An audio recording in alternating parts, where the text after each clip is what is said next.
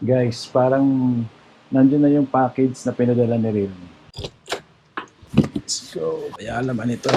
Unbox this. Right. Mayroong filo. Thank you Realme for this. And there's a bag. Dito muna tayo. Let's go and unbox this.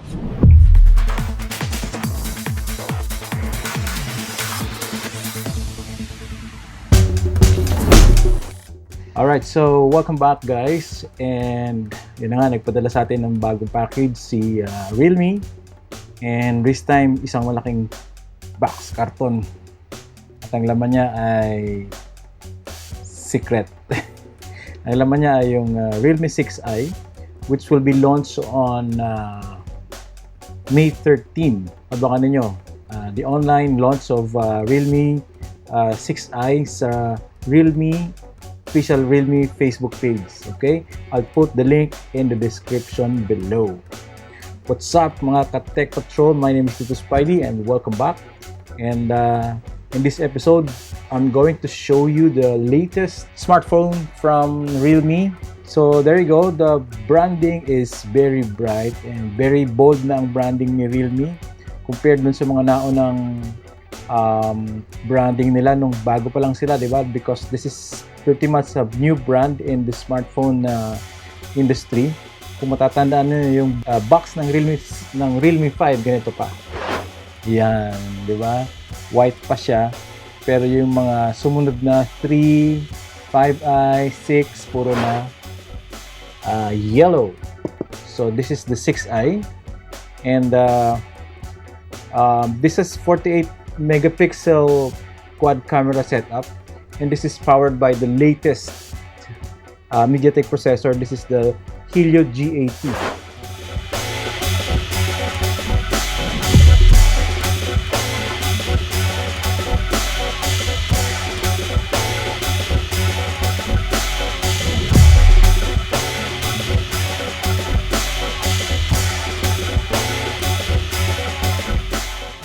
According to Realme, sila pa lang merong smartphone na merong G80. Alright? And this comes with an 18 watts quick charge. And that quick charge will power up or fill up the 5,000 milliamp hours super huge battery of the Realme 6i. What we got here is the 4 gigs and 128 gigs of storage. And the color is the white milk. Ta-da! Alright, let's examine it. This is the first sleeve.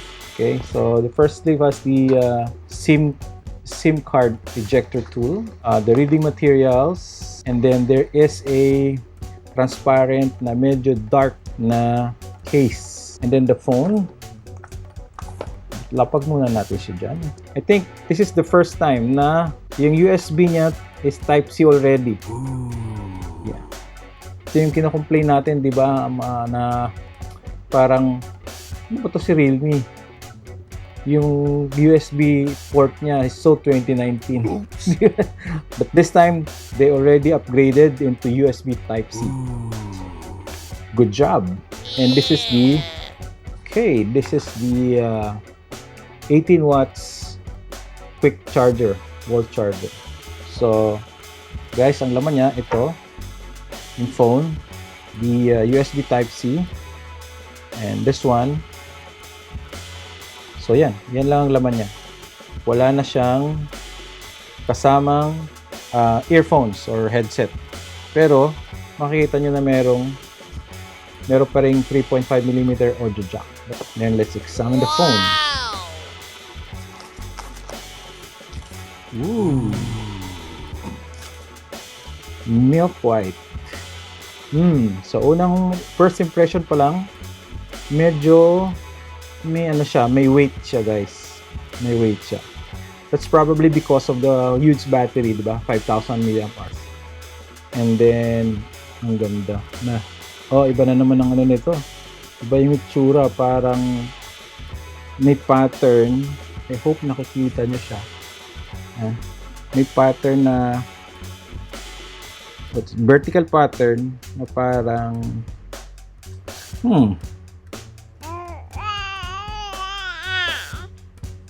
I cannot explain. Mahina ako dyan sa description na. But let's focus on the let's focus on the camera. Apat ang camera niya. So yung first one on the top is, yun yung pinaka makikita mo kagad, pinaka dominant. That's probably the 48 megapixels and all of the other 3 cameras right there. And meron tayong ito yung pwedeng masabi kong traditional. The traditional rear-mounted fingerprint scanner. Pero maganda yung pagkaka-shape niya. May pa-curve dito sa mga edges, guys. And then ito sa gilid niya lang ito, may curve din. So yung edge niya, pa-curve dito from the back. And then sa front, may pa-curve din na pa ganyan. Okay, the power button is on the right. The volume controls are on the left. We'll find out kung anong klase yung SIM tray niya. There you go. Oh, really, really nice. This is what I like about Realme. They can afford to have 3 card slots, no? So, dito sa Pilipinas, especially na usong-uso yung dual SIM cards, this is the best feature na ginagawa talaga ni Realme. So aside from the 128 gigs of storage, you can still put additional external storage via the micro SD. Plus, you enjoy the dual SIM functionality. And then let's sa taas, wala siya. Wala lang mic dito. Sa baba, sa bottom, that's what you get. So merong 3.5mm audio jack. That's the mic. Dalawa yung mic dyan. And then the USB Type-C port, which is finally coming to the Realme 6i. And then the speaker grill.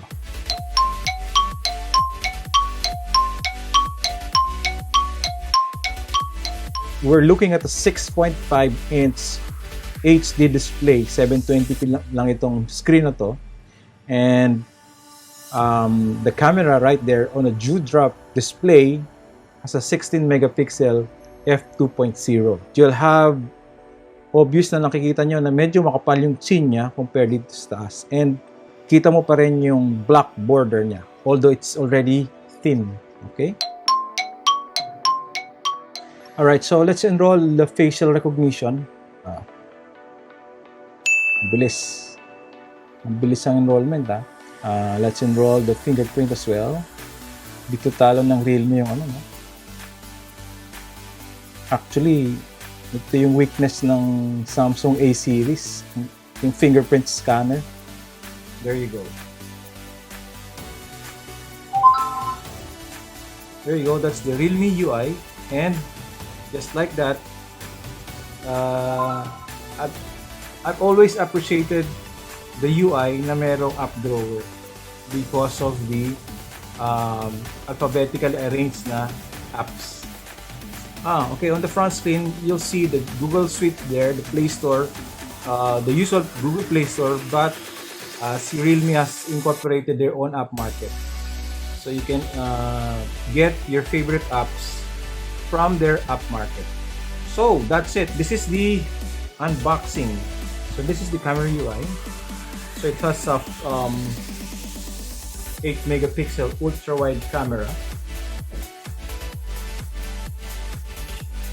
Okay, it's an indoor shot.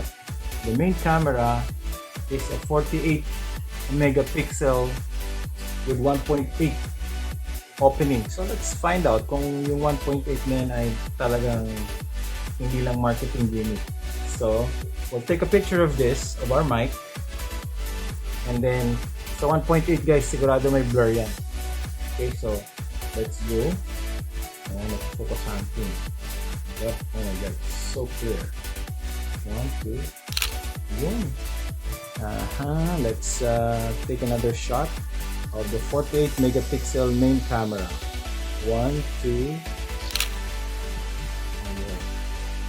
That's beautiful. 1, 2. 1, 2. There you go. Beautiful. Ang linaw ng camera nito. Guys, sobrang linaw ng camera. This is may 2 megapixel na macro lens. So, 1, 2 shots.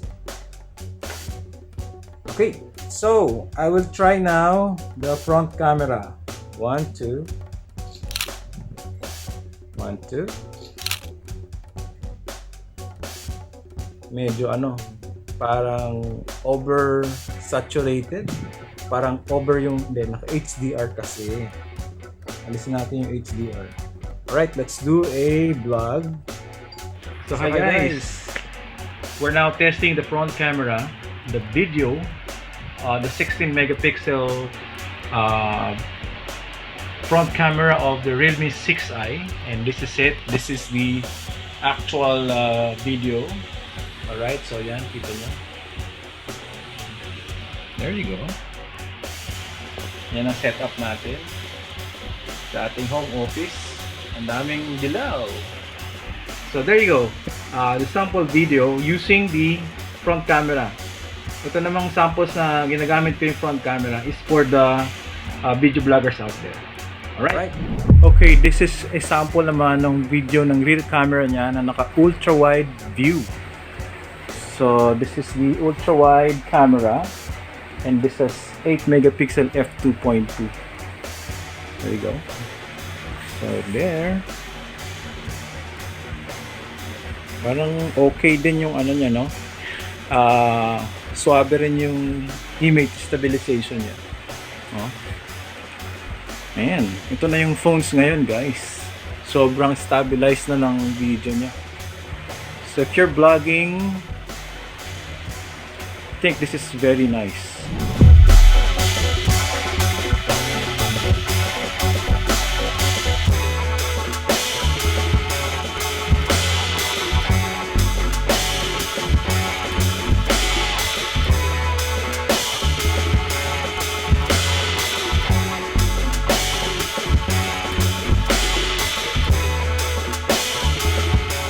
Much for watching this first impression and unboxing of the Realme 6i. Abangan nyo ang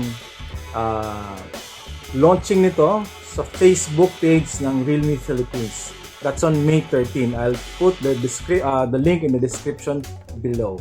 Thank you very much again for watching. This has been Tito Spidey, and I'd like to invite you, if you're new here, to subscribe and click that bell button. I'll see you in the next episode. Bye!